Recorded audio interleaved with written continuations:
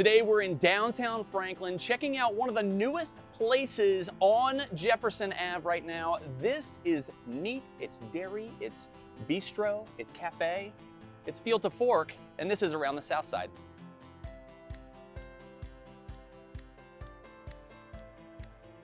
Sarah, start off by telling us about how this whole place came into existence. This is pretty cool. Yeah, so during COVID, it kind of illuminated a lot of the issues that we have, like locally, especially with food, right? Mm-hmm. When you live in such a prosperous country, you lose while you gain convenience of things, right? Like we don't change our own oil anymore. We don't know how to do certain things, but we also lost our relationship and intimacy with food.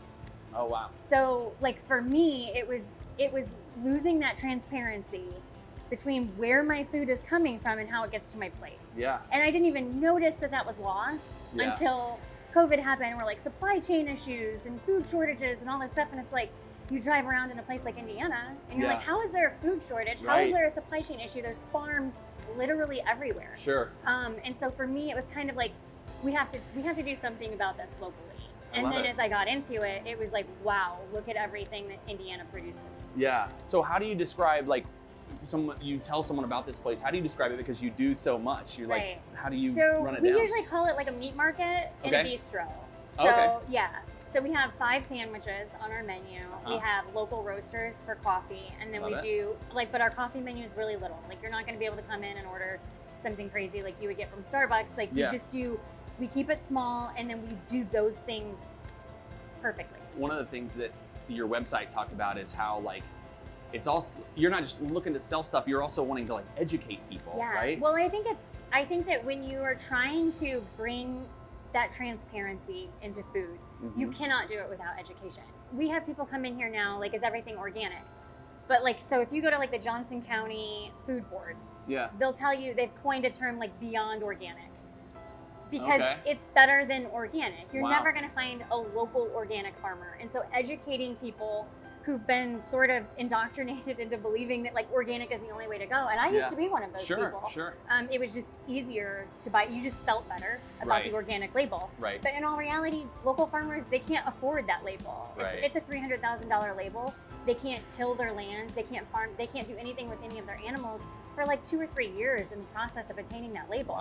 So what happens is they go out of business, and then Tyson or Purdue or somebody else who's big will come in, buy them up, and then you're no longer eating local, you're eating, organic, I guess, but you can't really necessarily feel good about that when you're watching your local farmers go out of business. So the stuff that you have in here is all, there's a lot that's local, there's a lot that's like small batch, but you have relationships with all of these people, right? Right, yeah, so I mean, when we were curating these products, I had to go through and actually develop a relationship with every single person because that's all they, that's what they do. These are passion projects for a lot of people.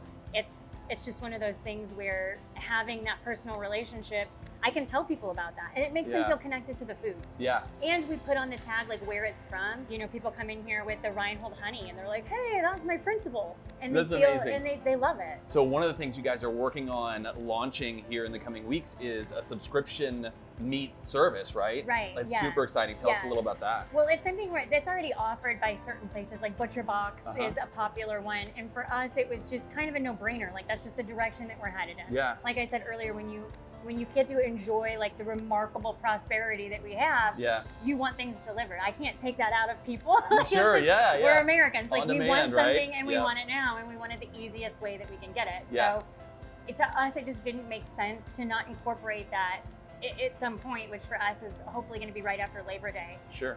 To bring that element of convenience, but you're still getting it locally. Yes, but getting the good stuff. And it's your butcher that's going to be delivering it to you, which is like, that you're not going to get that.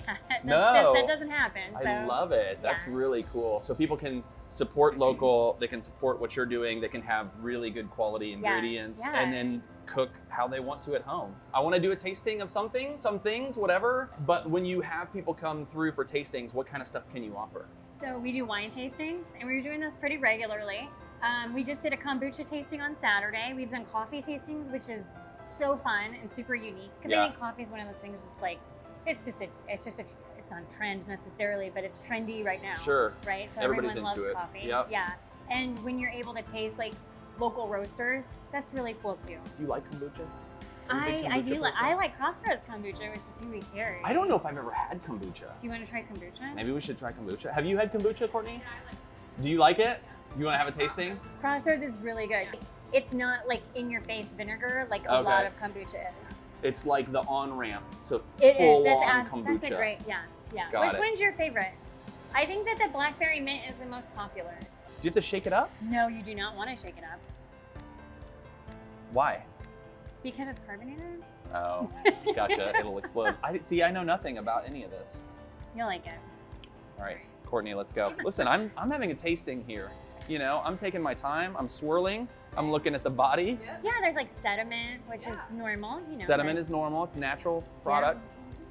Yeah. Okay, it smells like vinegar. Yeah, vinegar, pretty much. Okay, let's see what happens. Okay, cheers. I'm nervous, but I'm excited. I won't.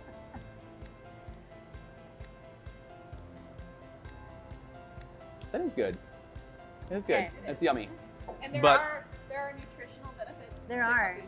How do we feel about spiking a kombucha, pouring a little Actually, that's something one of the things that like the owner talks about, how you could mix that with vodka or mix it with tequila or whatever. It'd be a good one. Yeah. It'd be a good move. Okay. Well, hey, cheers. We did it. That's good. I like it. Go back behind the camera now.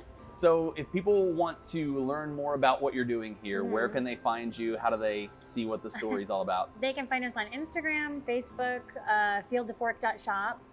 I think that's pretty much, or they can come in. Nice. Which is what we prefer.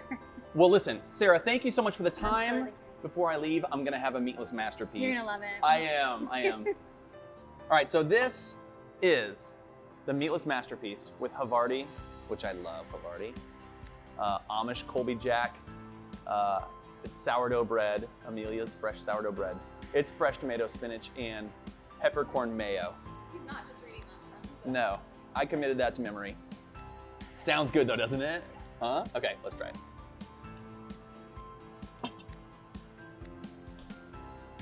It's so good. It's not even like good, like I knew it'd be good, but the little pepper mayo in there, so good. All right, I want 3 more of these, please, for here. That's awesome. You gotta try this thing, for real. That's really good. It is good. Holy cow. You've gotta come check it out. Mondays, it's complicated. I don't know if you wanna come on Monday, but make sure you get here. You can taste kombucha. You can have probably the best grilled cheese you've ever had in your life. Check it out, it's Field to Fork, and we will see you next time on Around the South Side.